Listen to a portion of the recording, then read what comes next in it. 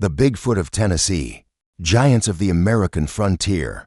In the dense forests of 1770s Tennessee, a massive figure moved through the wilderness with surprising grace. Thomas Sharp Spencer, weighing nearly 400 pounds, lived alone in a hollow sycamore tree, surviving where others dared not venture.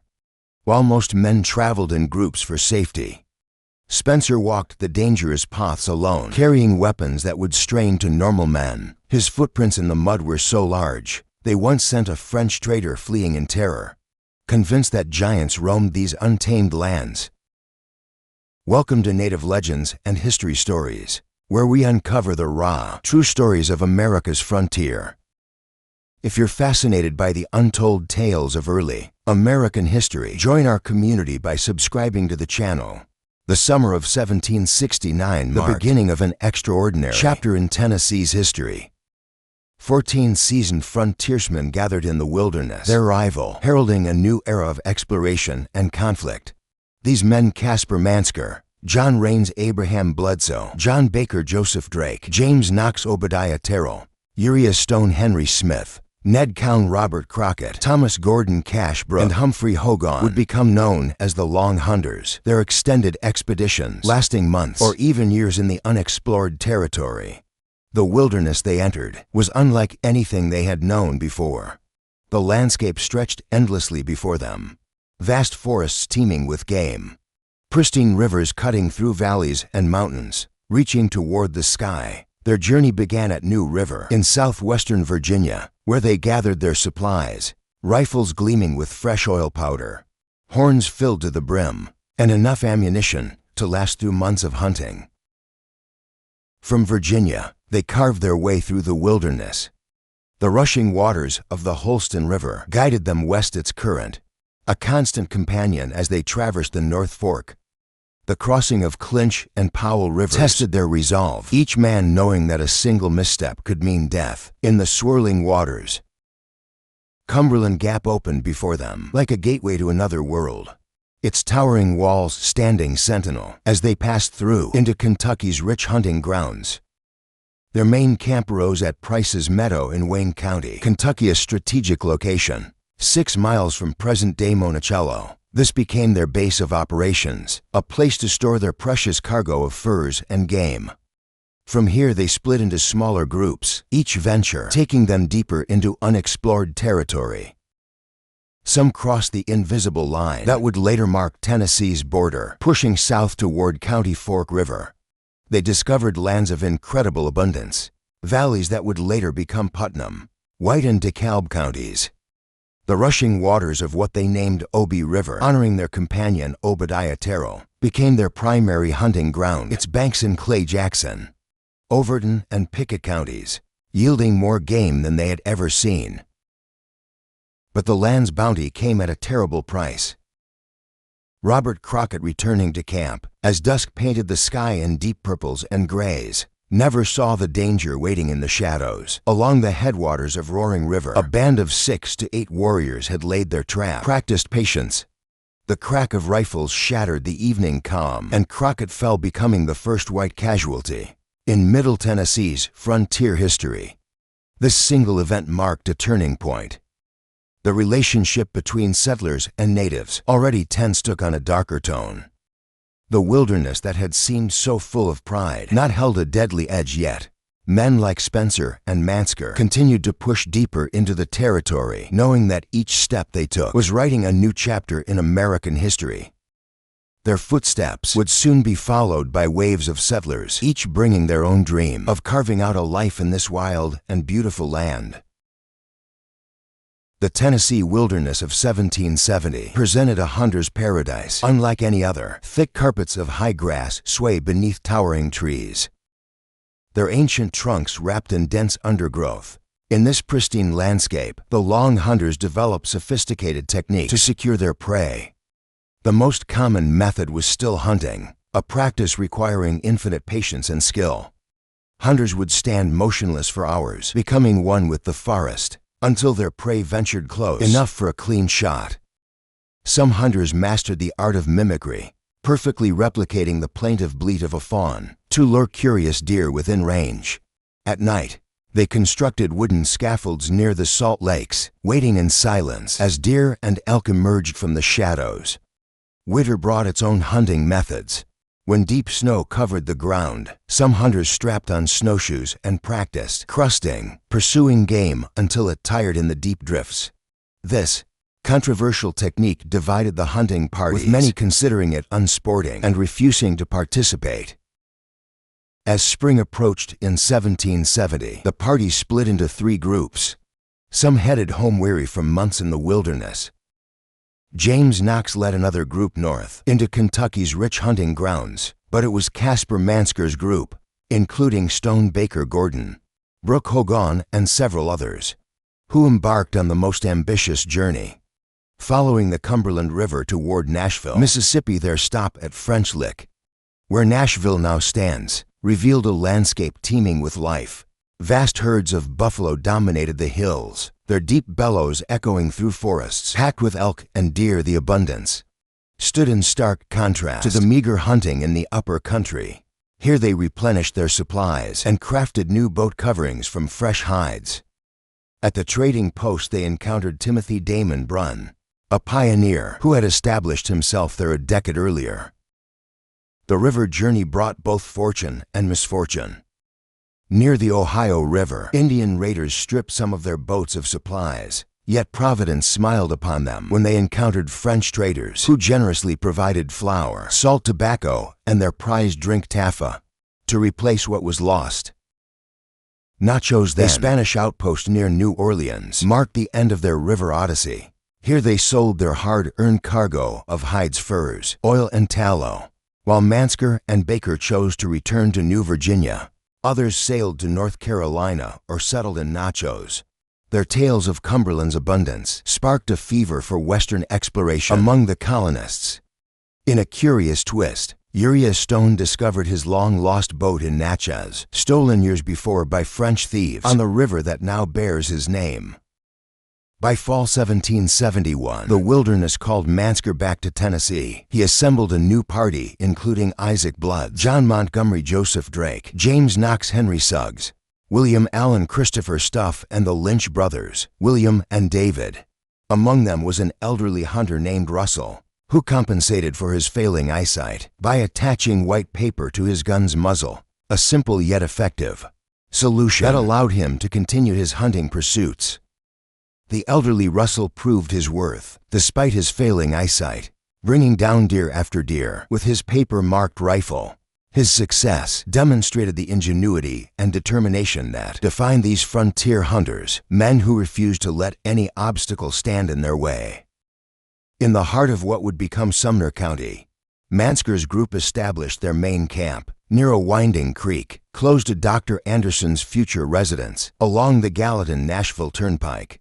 The strategic location would later give Station Camp Creek its name, marking the beginning of permanent settlement in the region. Life at the camp tested every ounce of their frontier experience. The bitter winter forced them to construct shelters from animal skins, layering pelts. To keep out the biting wind and driving snow, they developed a routine of leaving guards to protect their valuable stores, while hunting parties ranged across what would become Sumner Robertson, David Wilson Smith, and Terry's Dale counties. Yes, even their careful planning couldn't prevent disaster.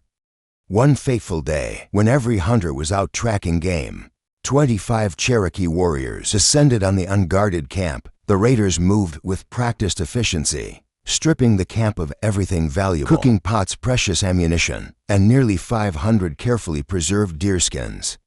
Even the hunters' spare clothing vanished into the wilderness. The Cherokees' tactical brilliance showed in their retreat, while their entry trail stood out clearly in the earth. Their exit vanished like smoke. Some theorized they had split up, each warrior taking a different path, while others believed they had waded upstream through Station Camp Creek, leaving no tracks to follow. As the hunters explored this rich territory, they left their names written on the land itself. Each discovery of a mineral lick or promising creek earned the finder's name, creating a living map of their explorations. Mansker's name graced both a lick and a creek, as did Isaac Bludso and Joseph Drake's. The tradition continued with Michael Stoner, a Dutch hunter from Pittsburgh, earning his place on the map, while George Flynn's discoveries and Colonel Samuel Barton's contributions were similarly commemorated in Wilson County. The abundance of game that year defied belief.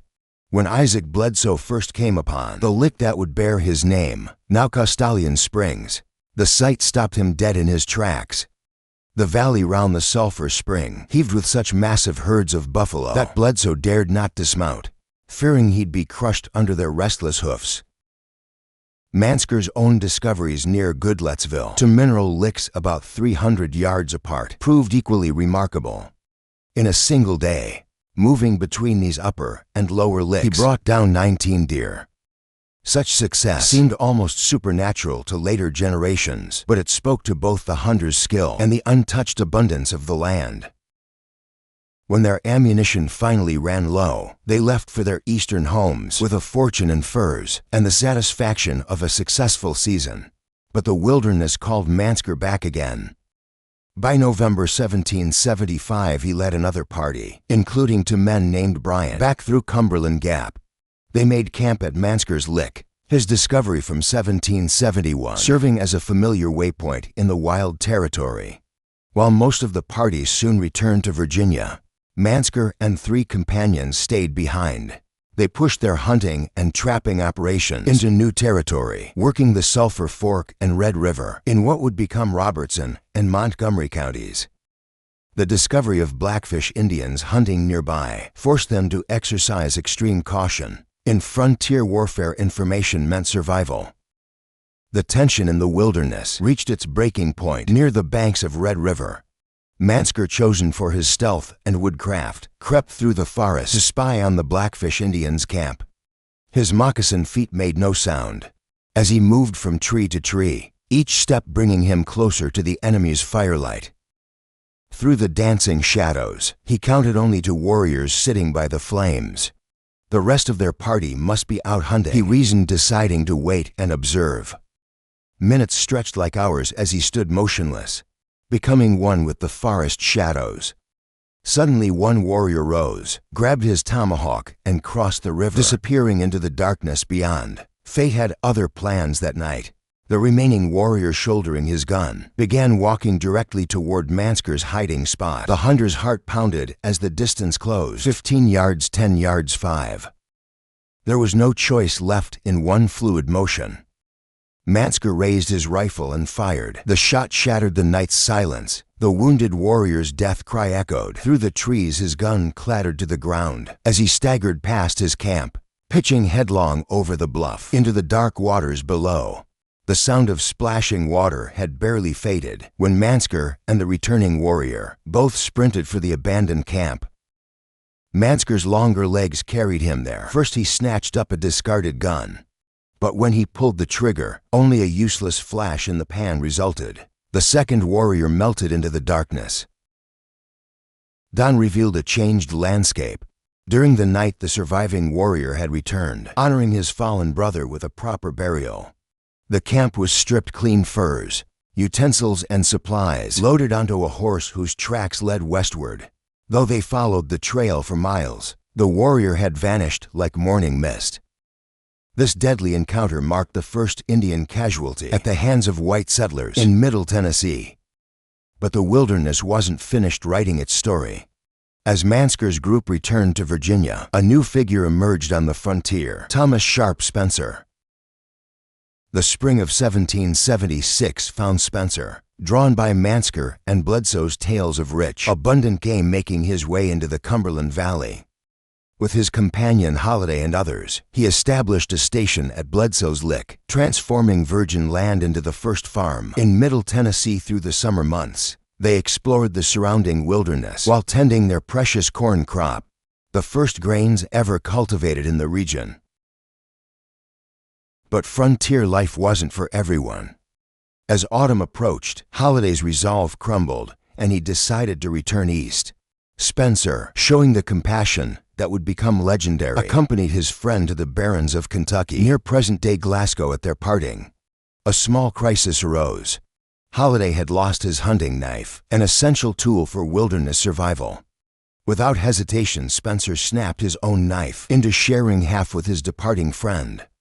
It was the last act of kindness Holiday would receive. He vanished on the journey home, likely falling prey to hostile warriors.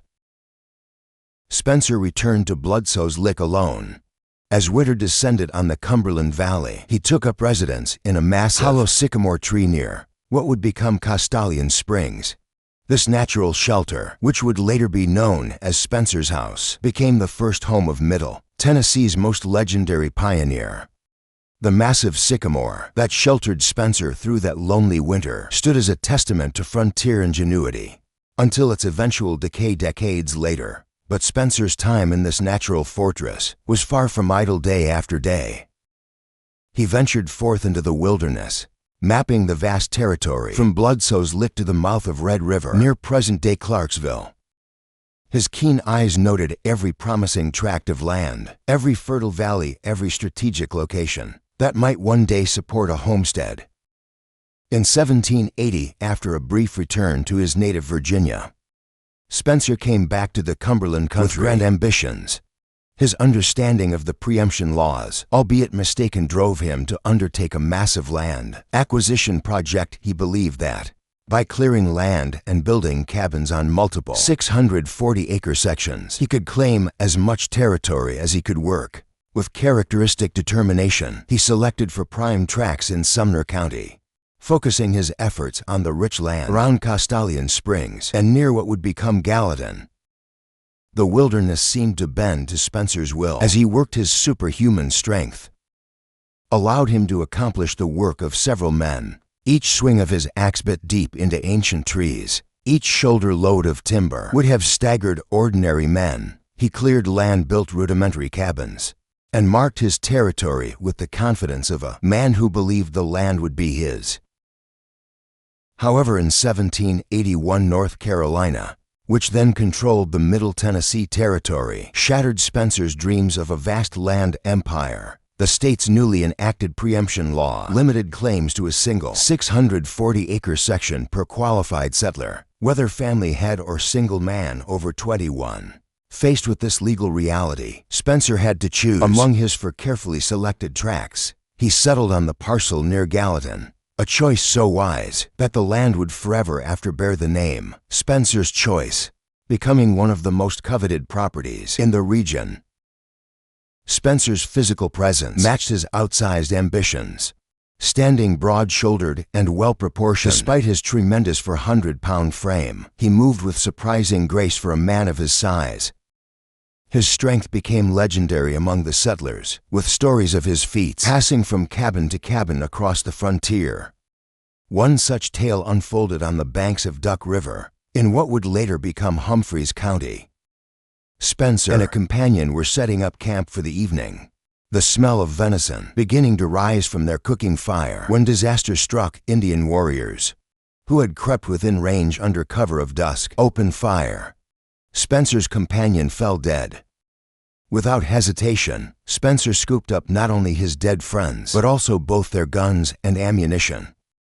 Despite this enormous burden, a load that would have immobilized most men, he crashed through the thick cane brake with such speed and power that his pursuers could only follow at a safe distance, wary of the two loaded rifles he carried.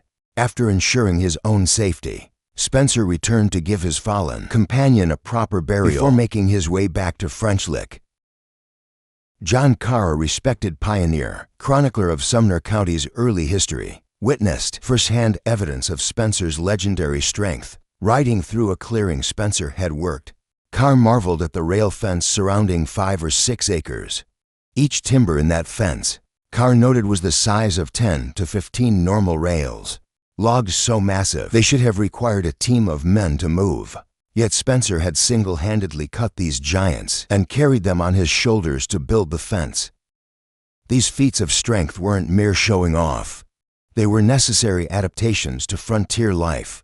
Every log carried, every cabin built, every acre cleared represented another step in transforming wilderness into civilization. Spencer's extraordinary physical capabilities allowed him to work at the pace required by his ambitious plans, even if those plans eventually had to be scaled back due to legal restrictions. The land Spencer cleared and the boundaries he established helped lay the groundwork for Tennessee's future development. His careful selection of properties, even though he could only keep one tract, demonstrated his understanding of the land's potential. Spencer's choice became more than just a property name. It represented the judgment of a man who had walked every inch of the territory and understood its true value. Even in sickness, Spencer's legendary strength could not be contained. One day, while fighting a fever and confined to his blanket near a cabin construction site, he watched his settlers struggle with a massive log. Their faces reddened with effort as they attempted again and again to lift the heavy timber into place. Unable to bear their frustration any longer, Spencer rose from his sick bed, brushed aside their protests, and with one fluid motion, hoisted the log into position, as if it were nothing more than a fallen branch. His physical presence left lasting impressions wherever he went. Spencer's footprints in the soft earth near Bloodsoe's Lick became the stuff of frontier legend. On a rainy morning at daybreak, while pursuing a buffalo herd past Timothy Damon Bruin's trading station, Spencer unknowingly created a story that would be told for generations. A French hunter, awakened by the commotion and stepping out to investigate, came upon Spencer's enormous footprint in the rain-softened mud. The sight so terrified the man that he dove into the Cumberland River, swimming across its wide waters, and fled northward through the wilderness. He didn't stop until he reached the French settlement at Vincennes, where he swore he'd never return to a land inhabited by such giants. Yet for all his imposing size and strength, Spencer was known throughout the settlement as a gentleman of quiet disposition. His good looks and refined manners stood in stark contrast to his massive frame. Those who knew him spoke of his gentle nature, his readiness to help others, and his unfailing courtesy. Like the legendary Daniel Boone, Spencer found his truest peace in the solitude of the forest. Even in times when Indian attacks were frequent and deadly, he would venture alone into the wilderness for weeks at a time, seemingly immune to fear. His solitary hunting expeditions often proved crucial to the settlement's survival. During times of scarcity, Spencer would emerge from the forest with game to feed hungry families. Though he never married or established a permanent home after the settlements grew in Sumner and Davidson counties, his presence provided security to vulnerable outposts. He made it his practice to spend nights at stations most likely to face Indian attacks, his very presence deterring potential raiders. Fate's final call came to Spencer in the autumn of 1793. Having returned to Virginia to claim an inheritance, he was journeying back to Tennessee with a party traveling through Knoxville. True to his independent nature, Spencer rode ahead of the group as they approached the headwaters of Coney Fork River. The elevation they reached would soon bear his name, Spencer's Hill, though for tragic reasons. As he approached a gap near the hill summit, riding alone as was his custom, Spencer did not know that hostile warriors lay in wait. The crack of rifles shattered the morning calm. The giant who had survived countless dangers, who had lifted impossible weights and outrun pursuing warriors, fell from his mount. Instantly killed by the ambusher's bullets, his magnificent horse, startled by its master's fall, demonstrated a survival instinct worthy of its owner. As whooping warriors closed in, the animal burst through their line, thundering back down the trail to alert the rest of the party. The horse's escape denied the warriors their prize, but Tennessee had lost one of its greatest pioneers. Spencer's death marked the end of an era. In all the chronicles of early Tennessee history, no figure better embodied the combination of physical prowess and moral character that the frontier demanded. His legendary strength, proven in countless feats and attested to by witnesses throughout the settlements, was matched only by his gentle spirit and unwavering courage. He had blazed trails, protected settlements, fed the hungry, and helped transform wilderness into civilization, all without seeking glory or recognition. The gap where Spencer fell became a monument to his memory, but his true legacy lived on in the stories told around settler fires, in the lands he had explored and protected, and in the example he set of how great strength could be paired with greater kindness. In the annals of frontier history, Few stories shine as brightly as that of the gentle giant,